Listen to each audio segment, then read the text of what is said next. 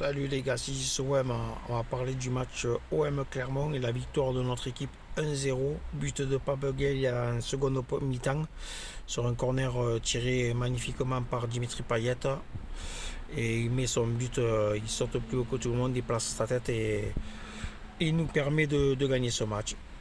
Une première mi-temps aboutie, même si la deuxième a été moins aboutie, on a su prendre les 3 points. Voilà, il fallait gagner, on a gagné.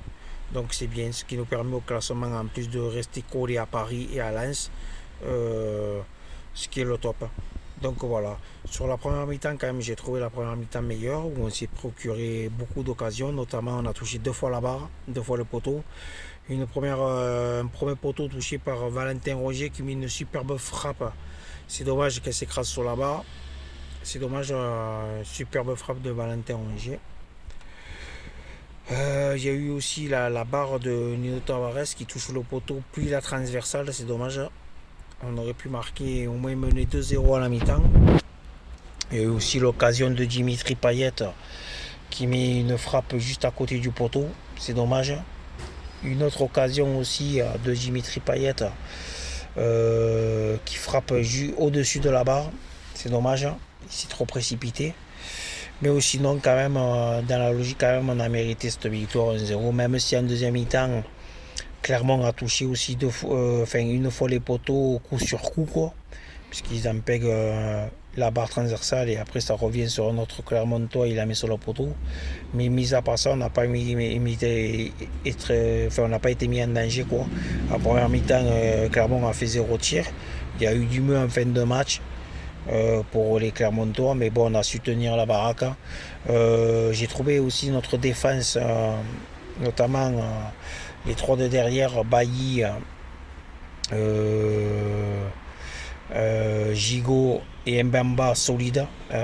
Bon, Gigot il est sorti sur blessure, donc apparemment il tirait un petit peu derrière le mollet, mais je pense pas que c'est trop grave, c'est surtout par précaution que tu dors à la sortie, et après il a fait rentrer Balardi. Bon, Balardi, malgré que je l'ai pris, enfin, je suis pas trop fan de ce joueur, que j'ai peur, mais là c'est hier quand même il a fait son match, donc c'est très bien pour lui et pour nous, quoi.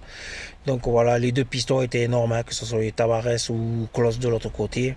Une mention un peu plus quand même élevée pour Tavares qui a été énorme hier, énorme encore. Puissance physique, il prend son couloir. Il a mis, à un moment donné, il prend en fin de match, il met un vent au latéral de Clermont où il le prend en puissance d'abord et puis après il le prend de vitesse, quoi.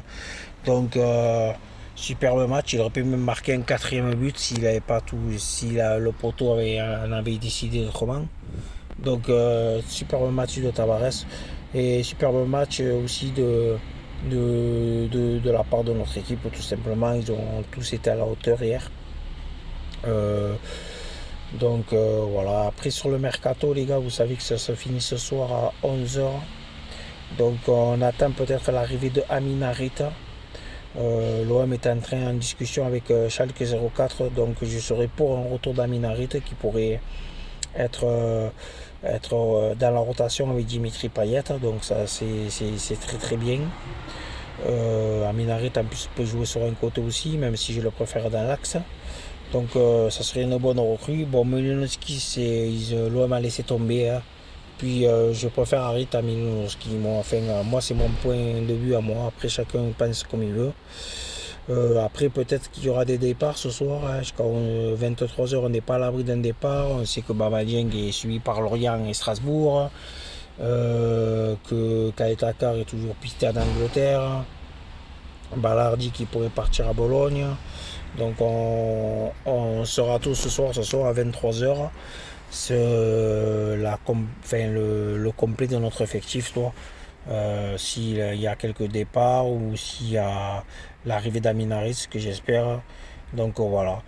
Donc le prochain match de l'OM, les gars, c'est samedi à 17h. Donc un match important. Il faudra gagner avant de se déplacer en Ligue des Champions à Tottenham, où ça sera un match, le match phare du groupe, puisque je pense que Tottenham est l'équipe avec nous, on va se disputer la première place. Ça me fait injure à Francfort et au Sporting. Je pense que ça va se jouer entre nous et Tottenham pour la première place, donc il faudra être à la hauteur. Malheureusement, Alexis Sanchez sera suspendu pour ce premier match de Ligue des Champions, vu qu'il avait pris un carton avec l'Inter l'année dernière en 8e contre Liverpool. Alexis Sanchez a manqué un penalty, mais bon, je ne l'accable pas, ça arrive à tout le monde de manquer un penalty. En plus, dans le match, il a été excellent, hein. Notamment en première mi-temps, il a donné quelques caviars, notamment à Dimitri Payet.